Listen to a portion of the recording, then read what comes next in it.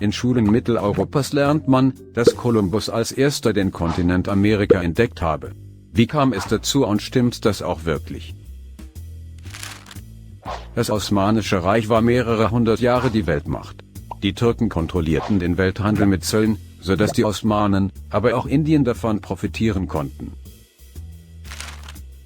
Die Europäer suchten deshalb einen anderen Weg, um die Produkte direkt aus Indien und China, ohne Zölle, zu bekommen.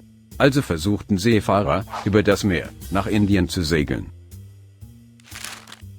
Verbreitet war noch immer die Meinung, dass die Erde eine Scheibe sei und Schiffe über den Rand fallen könnten. Kolumbus hatte aber Kenntnis von alten muslimischen Karten und einer Welt als Kugel. Deshalb glaubte Kolumbus, dass er gegen Westen Indien viel schneller erreichen würde. So entdeckte Kolumbus den neuen Kontinent 1492.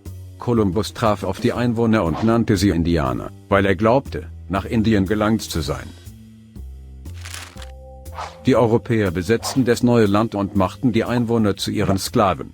Das geschah zuvor schon bei Entdeckungsreisen nach Afrika. Aber war Kolumbus wirklich der erste Seefahrer, der Amerika entdeckt hatte?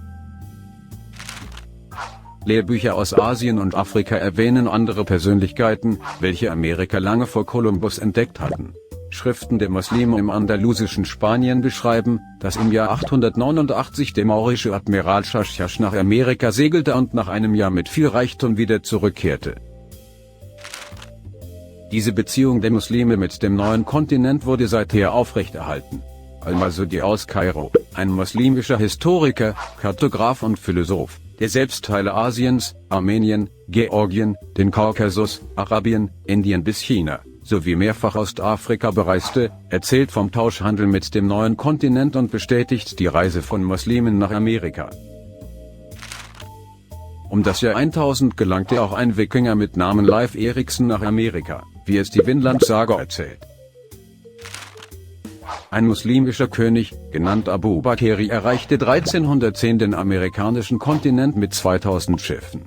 Kolumbus berichtet später in seinen Bordbüchern von Waren, die auf die Ankunft afrikanischer Muslime deuten. Auch die Karte von Piri Reis, einem türkischen Admiral der Osmanen, deutet auf frühe Kenntnisse über den Kontinent in Übersee.